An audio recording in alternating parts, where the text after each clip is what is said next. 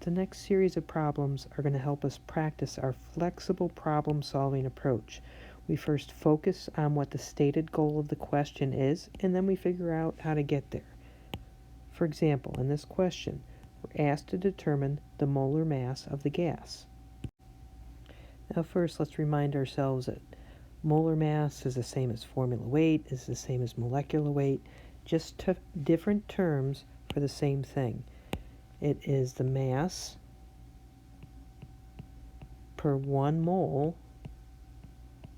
of a given substance. So we're trying to find out the formula weight of this gas. So we want to find the mass of the gas, and we want to find how many moles of the gas there is. All right, so let's look at this. We want to find mass and moles. For mass, we can use our density. Once we assume that we have exactly 1 liter of this gas, we know that we have 1.10 grams. So we know our mass. Now we want to determine moles.